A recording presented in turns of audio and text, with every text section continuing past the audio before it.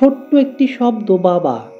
বাবা মানে আদর, বাবা মানে আবদার, বাবা মানে শাসন, বাবা মানেই নীরব ভালোবাসা। আমরা বাবাকে কখনো কাঁদতে দেখি না। বাবা মানুষটি নিজের প্রতি বড্ড কৃপণ হন, নিজের প্রতি খুবই হিসেবি হন। পরিবার আর সন্তানের জন্য তার ভাণ্ডারে সব দিতেও তিনি কার্পণ্য করেন না।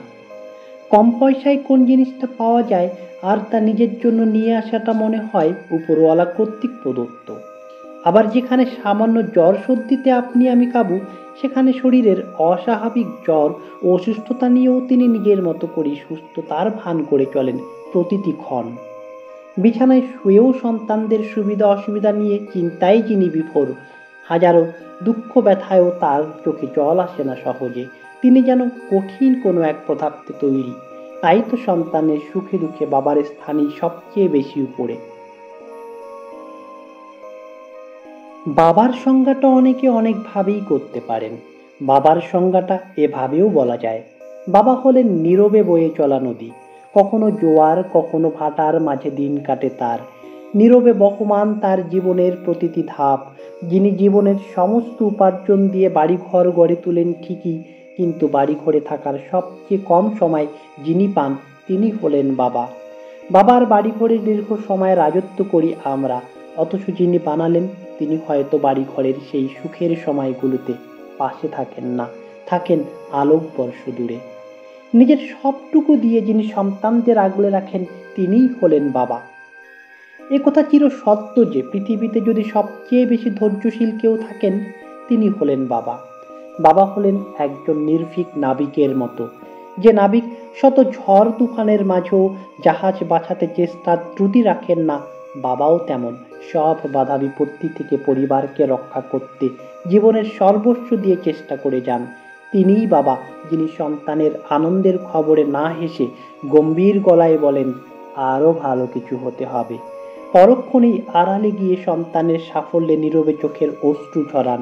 বাবাকে নিয়ে বলার যোগ্যতা আমি রাখি না, তবে কিছুটা অনুভব করি বাবা বড্ড একঘেয়ে একটা মানুষ। জীবনের সুখের সময়টা সবার সাথে ভাগ করে নিলেও দুঃখের সময়ের ভাগটা কাউকেই দিতে অনিচ্ছুক এই মানুষটি।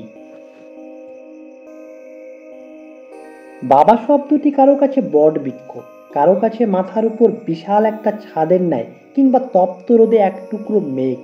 কারো কাছে বাবা মানে গোটা একটা পৃথিবী। কত কিছুর সঙ্গেই না আমরা এর তুলনা করতে চাই। আসলেই কি বাবার সঙ্গে কোনো কিছুর তুলনা হয়? স্বাভাবিকভাবেই না। এগুলো নিছক কিছু শব্দ মাত্র। বাবার তুলনা বাবা নিজেই। এ এক সংজ্ঞাহীন শব্দ। বাবা এক অনুপ্রেরণার গল্প, বাবা এক সাহসের গল্প। বাবার বিশালতা মাপার কোনো যন্ত্র কোনোদিন আবিষ্কৃত হবে না, তা খুব সহজেই অনুমান করা যায়। সমুদ্রের বিশালতা দেখে আমরা বিমুগ্ধ হই, কিন্তু বাবা মানুষটার বিশালতা যেন এক রহস্য। রোদ, বৃষ্টি, ঝড় কিংবা অভিযোগ কোনো কিছুই তাকে দায়িত্ব থেকে পিছুপা হতে দেয় না। নীরব যোগানদাতা।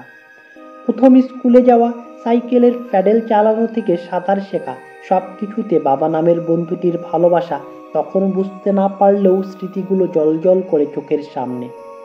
রক্ত মাংসে গড়ে ওঠা মানুষটি দিন দিন সাধারণ থেকে হয়ে ওঠে অসাধারণ, অনুকরণীয় আদর্শ। স্থান ভাষাভেদে বাবা ডাকটি বদলালেও বদলায় না রক্তের টান, চিরশাশ্বত এক সম্পর্ক। আমরা যখন বিপদে পড়ি, সবার আগে হয়তো বাবার কথা মনে পড়ে। তখন এটা ভেবে শান্তি পাই যে বাবা তো আছেন। এই যে ভরসার জায়গা, এটাই হলো বাবা ও সন্তানের রক্তের টান। আর তখন বাবার সন্তানের পাশে দাঁড়ান, মাথায় হাত রেখে বলেন, ভয়ের কিছু নেই, সব ঠিক হয়ে যাবে। বাবাদের এতটুকু বলাতেই সন্তানরা যেন বিশ্বজয়ের শক্তি পেয়ে যান। এটাই হলো বাবাদের শক্তি। তাই বাবারা হলেন সন্তানের সত্যিকারের সুপারম্যান। বাবারা যতদিন বেঁচে থাকেন, সন্তানের উপর কোনো ঝড়ের আঁচ লাগতে দেন না। সব বিপদ নিজে বুকে পেতে নেন, কিন্তু কখনো বুঝতে দেন না। শত বিপদে থেকেও তারা সন্তানের স্বপ্ন পূরণে নিজের সর্বস্ব দিয়ে চেষ্টা করেন। এমনকি প্রার্থনায় বিছানায় বসে স্রষ্টার কাছে নিজের জন্য কিছু না চেয়ে সন্তানের মঙ্গল চান। বাবারা এমনই, তারা হলেন সন্তানের মাথার উপর বিশাল বটবৃক্ষের ছায়া। বাবা এমন একজন যার হাত ধরে হাঁটতে শেখা, পৃথিবীর কঠিন পথে চলতে শেখা। বাবা মানে অসীম স্নেহ, ভালোবাসা ও যত্ন, যার কাছে কোনো আবদারই ফেলনা নয়। বাবা মানে এমনই একজন বন্ধু, এক বটবৃক্ষ, যার ছায়াতলে শত প্রতিকূলতার মধ্যেও সন্তানেরা জিরোতে পারে পরম নিশ্চিন্তে। বাবাদের কথা উঠলেই মাথায় আসে শত ত্যাগ স্বীকার করা নিঃস্বার্থ এক মানুষের কথা। এতটুকুই কি বাবাদের পরিচয়? খেলার মাঠে ব্যথা পেলে উঠে দাঁড়ানোর সাহস দেওয়া, অসুখ বিসুখে মাথায় হাত বুলিয়ে নিদ্রাহীন রাত কাটানো মানুষটিকে আমরা ভালোবাসা ফিরিয়ে দিতে পারি আমাদের ছোট ছোট প্রচেষ্টায়, মমতাময় আচরণে। সন্তান হিসেবে বাবার প্রতি আমাদেরও কিছু দায়িত্ব থাকে। আমরা কি পারি বাবার প্রতি আনুগত্য দেখাতে? আমরা কি পারি তার শেষ বয়সে লাঠি হতে? বাবা হওয়াটা যেন এখন এক অভিশাপে পরিণত হচ্ছে। বাবারা বৃদ্ধ হলেই ঠিকানা হয় বৃদ্ধাশ্রম। আমরা যে মানবতার কথা বলি, এই বৃদ্ধাশ্রমগুলো হলো মানবতার প্রতি বৃদ্ধাঙ্গুলি, সমাজের বিস্ফোরা। সোয়াচে রোগের মতো এই বিস্ফোরাগুলো ছড়িয়ে পড়ছে দেশ থেকে দেশান্তরে। সারা জীবন বিনা পরিশ্রমীকে সন্তানদের কাঙ্ক্ষিত গন্তব্যে পৌঁছে দেওয়া মানুষটির আজ কোনো গন্তব্য নেই, নেই কোনো আশ্রয়, নেই কোনো অভিযোগ। বয়সের ভারে যখন বাবার দেহটা আর চলতে পারে না, যখন তিনি ছোট্ট শিশুর মতো হয়ে যান, যখন তিনি খুঁজে বেড়ান সন্তানের হাত, যখন খুঁজে বেড়ান সন্তানের বুকে মাথা রেখে সন্তানের হাতের কোমল পরশে ক্লান্ত দেখে একটু ঘুম, তিনিও যখন সন্তানের হাতটি ধরে চলতে চান জীবনের অন্তিম সময়গুলো, তখন হাতে গোনা কয়েকজন ছাড়া বর্তমান সমাজে বাবার প্রতি যে অবহেলা আমরা করি, তা সত্যিই সন্তানদের জন্য বড়ই লজ্জা ও কলঙ্কজনক। অথচ আমরা ভুলে যাই আমাদের অস্তিত্বের উৎসই বাবা। অতএব আমাদের জীবনের অস্তিত্বের উৎস, জীবনের প্রকৃত নায়ক বাবার স্থানটা হোক নিজের ঘরে, মনের মন্দিরে, পরম ভালোবাসায় প্রত্যেকের হৃদয়ে। আর বার্ধক্য সময়গুলোতে সবসময় তার সুযোগ সুবিধা ও কল্যাণের দিকটা প্রাধান্য পাক। ভালো থাকুক, সুস্থ থাকুক, নিরাপদ থাকুক পৃথিবীর সব বাবা মা। ভিডিওটি শেষ করছি একটি গল্পের মাধ্যমে। একদিন এক বাবা আর এক ছেলে পার্কে বেড়াতে গেল। বয়সের ভারে বাবা নতজানু, চোখে দেখে না ঠিকঠাক, অল্পতেই হাঁপিয়ে ওঠেন। ছেলে সুঠাম সুন্দর চেহারার অধিকারী। দুজন পাশাপাশি বসে আছে। হঠাৎ একটা পাখি এসে বসলো তাদের সামনে। বাবা চেয়েছিলেন ছেলের চোখ দিয়ে দেখবে সব কিছু। ছেলেকে জিজ্ঞেস করলো, ওটা কি? ছেলে উত্তর দিল, বাবা ওটা পাখি। কিছুক্ষণ পর বাবা আবার জানতে চায়, ওটা কি? ছেলে এবার একটু রাগান্বিতভাবে বলল, পাখি।